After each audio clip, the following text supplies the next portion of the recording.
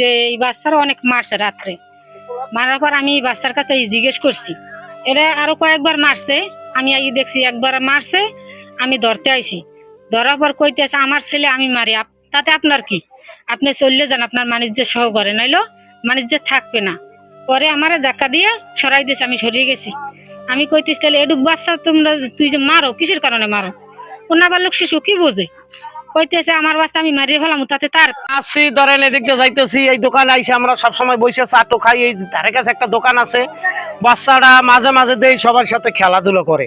আবার আজকে সকালে আইসি চা খাইতে, শুনি যে রাত্রে এই এই ঘটনা হয়েছে, যে ওরা অনেক মারধর করছে। মারধর করার পরে বলতেছে যে সাংবাদিক আসতেছে, ছেলেটারে মানে উদ্ধার করবে।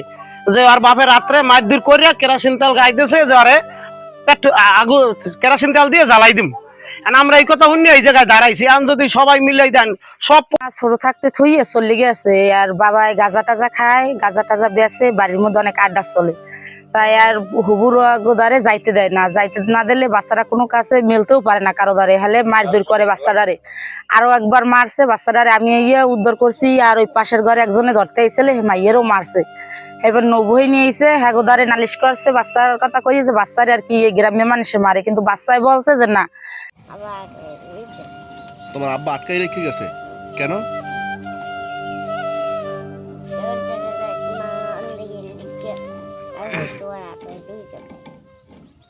কতদিন ধরে তোমার আটকাই রেখে যায়? এরকম আটকাই রেখে যায়? তোমার তোমার ভয় করে না ঘরের ভিতরে? হ্যাঁ, তোমার কি মারধর করে? গতকাল রাত্রে কি করছে তোমারে? কি করছে? কোন কোন জায়গায় পিড়েছে একটু দেখাও তো আমাদেরকে। একটু একটু একটু ঘোরো তো। এই পিঠে হয়েছে না তোমার বাবা? সকালে কি খাইছো? ডাল দিয়ে ভাত খাইছো, আর কিছু না? এই ঘর থেকে বের হবা কখন? তোমার আব্বা আসবে কখন? রাইতে আসবে? এরকম ঘরের মধ্যে আটকানো থাকে তুমি? হ্যাঁ, একলা একলা ভালো লাগে? আর কি করছিল তোমার বাবা? কি করে আসছে বলো তো?